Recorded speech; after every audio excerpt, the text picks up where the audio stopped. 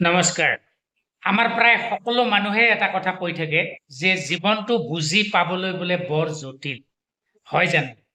আজি আপোনালোকক এই ভিডিঅ'টোত জীৱনটো যে বুজি পাবলৈ জটিল নহয়, এটা সহজ ৰাস্তা আছে, সেই কথাটো সম্পৰ্কত ক'বলৈ চেষ্টা কৰিম।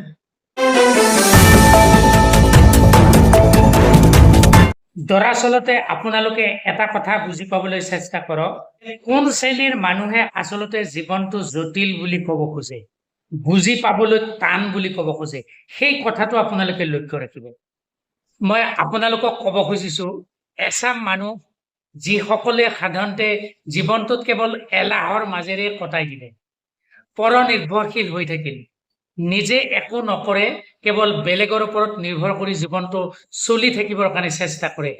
আৰু এচাম মানুহ যিসকলে সদায় বেয়া কামেই কৰি থাকিল, খুব ষড়যন্ত্ৰমূলক কাম কৰিলে, তেওঁলোকে অইনৰ প্ৰতি কেৱল ঈৰ্ষাই দেখুৱাই থাকিল, সেই শ্ৰেণীৰ মানুহে সদায় এটা চক্ৰবিহুত সোমাই যায় জীৱনটো। আৰু শেষত সিহঁতে কি কয় জানে, যে জীৱনটো বৰ জটিল বুজি পাবলৈ। এটা সময়ত জীৱনত উপলব্ধি কৰি এই কথাষাৰ কয়। তাৰোপৰি আমাৰ সমাজত আৰু বহুত মানুহ পাব আপোনালোকে, তেওঁলোকে জীৱনটো বেছি ৰহস্যময়, বুজি পাবলৈ টান, জীৱনটোত তেওঁলোকে কিছু নিৰাশাও হৈ থাকে। গতিকে এই ধৰণৰ মানুহবিলাকে আচলতে কয় যে জীৱনটো বুজিবলৈ বৰ জটিল। কিন্তু আপোনালোকক ক'ব খুজিছো, জীৱনটো ইমান জটিল নহয় বুজি পাবলৈ। অৰ্থাৎ সাধাৰণ মানুহে যিটো কথা ভাবে, ইমান ৰহস্যময় এই জীৱনটো, কেনেকৈ বুজিম।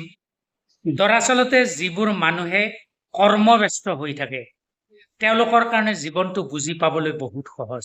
বুজি পাইছেনে মই কি কৈছো? আপুনি যদি জীৱনটোত খুব ভাল কাম একোটাত লাগি থাকে, মানুহক ঈৰ্ষা নকৰে, মানুহৰ বেয়া কেতিয়াও নাভাবে, তেতিয়া দেখিব জীৱনটো আপোনাৰ কাৰণে এটা সুখী জীৱন হয় আৰু কেতিয়াও সেইটো জটিল নহয়। আচলতে জীৱনটো কেনেকুৱা সেইটো ইমান আৱিষ্কাৰ কৰি থাকিবলৈ আমাৰ মানুহৰ কি দৰকাৰ আছে?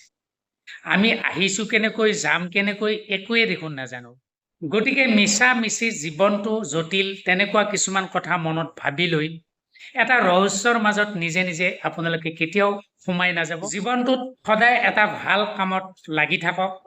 কৰ্মৰ মাজেৰে জীৱনত শান্তি পোৱা যায় আৰু কৰ্মৰ মাজেৰে জীৱনটো ভালকৈ বুজি পোৱা যায়, অন্তত এটা পৰ্যায়লৈ। গতিকে সেয়ে হ'ল জীৱনটো বুজি পোৱাৰ এটা ৰাস্তা। আজি আপোনালোকক এই কথাই ক'বলৈ বিচাৰিছো যে জীৱনটো জটিল বুলি কেতিয়াও নাভাবিব, আৰু জীৱনটো যে জটিল নহয়, জীৱনটো যে বুজি পাবলৈ সহজ, তাৰ এটা উত্তম পথ হ'ল কৰ্ম।